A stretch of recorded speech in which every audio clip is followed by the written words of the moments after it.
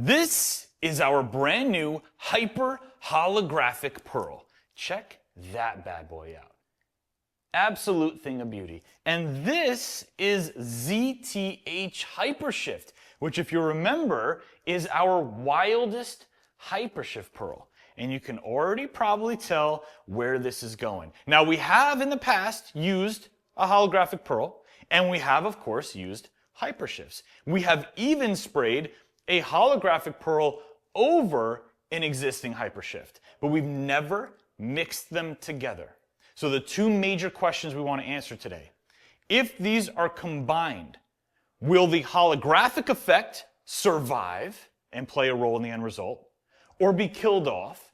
Will the HyperShift effect survive or be killed off? It's a battle of the powders. Sure. Gabriel, the ZTH shifts from what to what?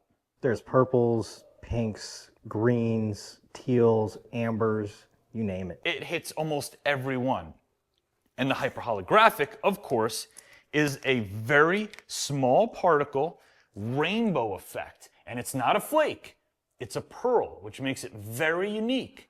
So we're gonna put them together. So in goes the holographic pearl. So the pearl load that we've got in mind is a 12.5 gram HyperShift to 5 gram holographic. So here goes some hyperholographic. We're gonna mix this up first. This is one of our favorite types of projects because not only do I not have a paint stick, but we don't know what the end result is going to be. Thank you, sir. Okay, here's the Hyper Holo. Very dense, super small particle, and one of the major benefits here is that unlike a holographic flake, this doesn't add any texture to your project. So it's become a very popular pigment for people to use for obvious reasons. So in goes the ZTH. Okay, oh, okay. And as we stir this in, we should get a little bit of a sneak preview of what we're gonna see on the car. Okay, I can see him kinda shaking hands. Holographic is holding strong. HyperShift is working its way in. They're not really combining into like one unified pigment. Kinda, you'll stick of truth will tell us a little bit more. Let's see what we got cooking here. Okay, it's definitely gonna still be holographic. Oh yeah, but are we gonna get any of the HyperShift? There's only one way to find out, sir. Are you ready? Let's go.